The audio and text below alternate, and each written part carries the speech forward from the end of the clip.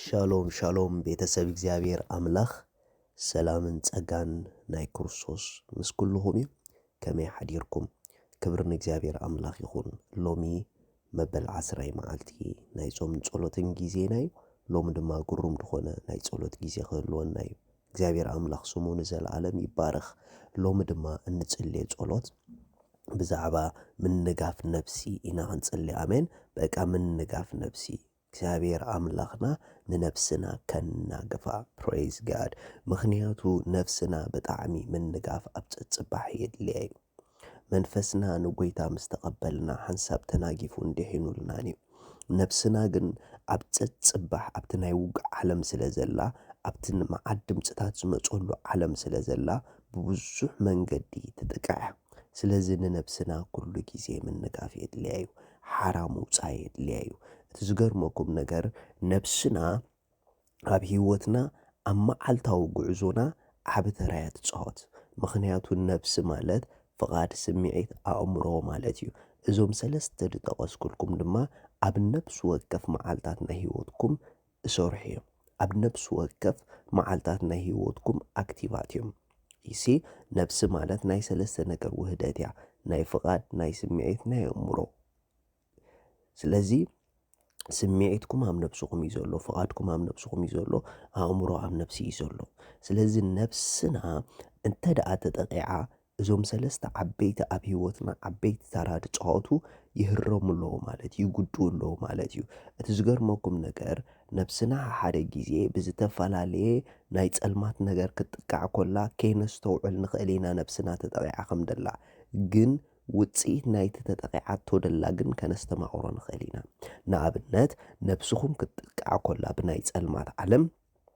ደይ ተጠቃዕና ክመስለና ይኽእል እዩ ነገር ግን ኣብ ስምዒትና ሓደ ነገር ክስማዐና ይጅምር ጭንቀት ክስማዐና ይጅምር ንርእስና ኣብ ትሕቲ ጭንቀት ንረኽባ ኣብ ትሕቲ ተስፋ ምቑራፅ ንረኽባ ኣብ ትሕቲ ዓቕሊ ጽበት ንረኽባ እዚ ኣብ ትሕቲ ጓሂ ንረኽባ እዚ ኩሉ ስምዒት ካበይ እዩ ዝመጽእ ዘሎ ከምዚ ዓይነት ስምዒት ንምንታይ ተስተማቕሩ ኣለኹም ተዳኢልኩምኒ እዚ ስምዒት ካብ ዝተጠቕዐት ነፍሲ ዝወፅእ ስምዒት እዩ ስለዚ ነፍሲ ክትጥቃዕ ኮላ ንቕድሚት ናይ ምቕጻል ሓይልና ይዝህርም ምኽንያቱ እንተ ደኣ ጓህ ኣለኻ ክትቅጽል ኣይትኽእልን ኢኻ እንተ ደኣ ኣብ ተስፋ ምቑራፅ ኣለኻ ክትቅጽል ኣይትኽእልን ኢኻ እንተ ደኣ ኣብ ሓዘን ኣለኻ ክትጎይ ትኽእልን ኢኻ ስለዚ ንነፍስና ካብዚ ነገር እዚ ሓራ ክትወፅእ ኣለዋ ካብዚ ነገር እዚ ክትናገፍ ኣለዋ ታስዋኢሎም መዓንቲ ብብዙሕ መንገዲ ዝርድአናን ዘይርድአናን ኣብ ነፍስና ዝተቐመጠ ነገራት ክንሰብሮ ኢና ኣሜን በቃ ጋድ ንነፍሰይ ካብዚ ምኽሪ እዚ ኣናገፋ ክንብሎ ኢና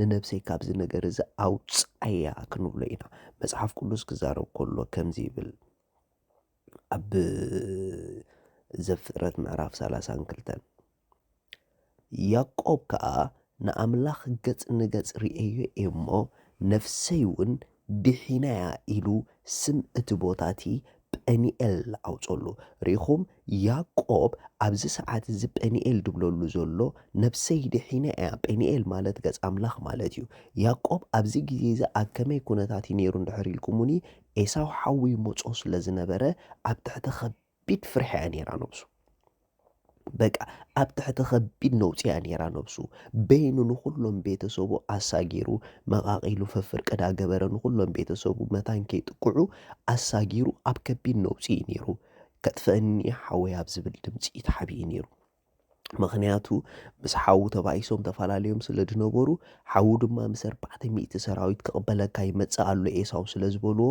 ነፍሲ ያዕቆብ ተጨኒቓ እያ ነይራ ነፍሲ ያዕቆብ ተጠቂዓ እያ ነይራ ነፍሲ ያዕቆብ ምንጋፍ የድልያ ነይሩ ሽዑ ለይቲ ግን ምስ ጎይታ ተራኺቡ ሽዑ ከምዚ ኢሉ በቃ ነፍሰይ ድሒና እያ ኢሉ ብኸመይ እያ ነፍሱ ድሒና ገጽ ኣምላኻ ስለ ዝረኣየት ሪኢኹም ገጽ እግዚኣብሔር ክንርኢ ከለና ንነፍስና ምድሓን እዩ ዝኾነላ ንነፍስና ምንጋፍ እዩ ዝኾነላ ንነፍስና ዕረፍቲ እዩ ዝኾነላ ብሩኻት ክብርን እግዚኣብሔር ኣምላኽና ይኹን መጽሓፍ ክዛረብ ከሎ መዝሙር ዳዊት ምዕራፍ 6 ከምዚ ኢሉ ጥቕሲ 4 ወእግዚኣብሔር ተመለስ ኢሉ ንነፍሰይ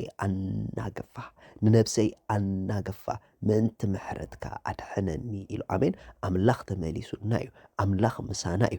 ነቲ ምሳና ዘሎ ኣምላኽ ድማ ሎሚ ንነብስና ካብ ማንም ዝሓዛ ነገር ከናግፋ ክንጥምቶ ኢና። ኣሜን። በቃ ኣምላኸይ በኢየሱስ ክርስቶስ ስም ካብ ዝርድአንን ዘይርድአንን ነብሰይ ኣትያቶ ዘላ መጥቃዕትታት ኣናግፈለይ። ሃሌሉያ። መታን ክጎይ ነብሰይ ኣናግፈለይ፣ መታን ንቕድሚት ክቕፅል ነብሰይ ኣናግፈለይ። በቃ ብምሕረትካ ብለውሃትካ ንነብሰይ ካብ ዝሓዛ ዘበለ ነገር በቃ ንነብሰይ ካብ ዝተቆፃፀረ ዘበለ እስኻ ዘይትኸብረሉ ነብሰይ ኣናግፈለይ። ኣምላኸ ነብሰይ ኣምልጠለይ ብሽም የሱስ እንዳበልና ክንጽሊ ኢና። እቲ ዝገርመኩም ነገር ኣብ ምንጋፍ ናይ ነብሲ ዓብ ተራ ድጫወት ናይ እግዚኣብሔር ቃል እዩ። ስለዚ ሎሚ ክንጽሊ ጥራሕ ኣይኮናን፣ ንነዊሕ ግዜ ምሳኹም ዝጸንሑ ስምዒታት ከፍርሰልኩም ዝኽእል ናይ እግዚኣብሔር ሓሳብ፣ ናይ እግዚኣብሔር ምኽሪ፣ ናይ እግዚኣብሔር ድምፂ ከተስተንትኑ ክትውዕሉ ኣለኩም። ምክንያቱ መጽሓፍ ቅዱስ ከምዚ ኢሉ ሮሜ ምዕራፍ 12 እምበኣርሲ ኣሕዋተየ ንስጋኹም ሕያውን ቅዱስን ንኣምላኽ ባህ ዘብልን መስዋዕቲ ጌርኩም ከተቕርብዎን ምሕረት ኣምላኽ ንምሕደግኩም ኣሎና። እዚ ማለት እቲ ናይ ኣእምሮ መንፈሳዊ ኣገልግሎትኩም እዩ። እቲ ሰናይን ባህ ዘብልን ሙሉእ ፍቓድ ኣምላኽ እንታይ ምዃኑ ምእንቲ ክትምርምሩሲ ብምሕዳስ ሓሳብኩም ተለወጡ እምበር ነዚ ዓለም እዚ ኣይትምሰልዋ። ምሕዳስ ሓሳብ ምንጋፍ ናይ ነብሲ ይብሩኻት ሪኹም ሎሚ ምስ ሓሳብ ኣምላኽ ንነፍስና ከነውዕል ኣለና። ንምንታይ ተዳኢልኩምኒ ናይ ምንጋፍ መዓልቲ ስለ ዝኾነ ነፍስና ካብ ማንም ዓይነት ድምፂ ካብ ዝጎተና ድምፅታት ካብ ኣይትኽእሉን ኢኹም ድብል ድምፅታት ካብ ንቕድሚት ከይንቕፅል ተስፋ ዘቑርፅ ድምፅታት እግዚኣብሔር ሓይለይ ብዝብል ድምፂ እንዳተካናዮ ኣሜን።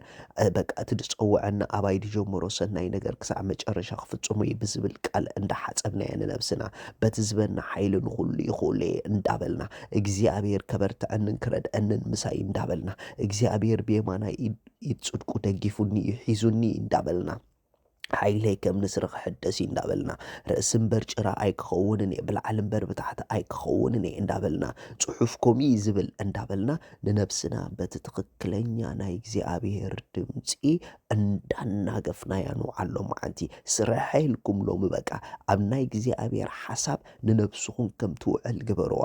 እዚ ናይ ምንጋፍ መንገዲ እዩ። ነብሲ ብዘይ ድምፂ ኣይትናገፍን እያ። ነብሲ ብድምፂ እያ ትህረም፣ ብድምፂ ኸያ ትናገፍ። ስለዚ ሎሚ እንዳጸለናን ቃሉ በቃ ንዓና ዝተዋሃበና ናይ ተስፋ ቃል ኣሜን እንዳስተንተናን ምክንያቱ ንስኹም ኣብ ክርስቶስ ስለ ዘለኹም ዝተዋሃበኩም ናይ ተስፋ ቃል ኣሎ። ኢድ ኣምላኽ ድሓዘትኩም ህዝቢ ኢኹም። ንስኹም ርእሲ እምበር ጭራ ኣይኮንኩምን። በቃ ኣብ ቅድሚኹም ዘሎ ጎደና ናይ ብርሃን ጎደና እዩ። ኣብ ቅድሚኹም ዘሎ ጎደና ናይ መቕናዕ ጎደና እዩ። ኣብ ቅድሚኹም ዘሎ ጎደና ናይ ምስላጥ ጎደና እዩ። ንዕኡ እናጠመጥኩም ነቲ ናይ እምነትኩም ጀማሪ ነቲ ናይ እምነትኩም ደምዳሚ ኢየሱስ እንዳጠመጥኩም ንምንታይ እንድሕር ኢልኩምኒ መታን ነብስኹም ከይትሕለለኩም መታን ነብስኹም ከይትሕለል ናብ ክርስቶስ እንዳጠመጥኩም። ምክንያቱ ቃሉ ከነስተንትን ኮለና ንክርስቶስ ኢና ንጥምቶ።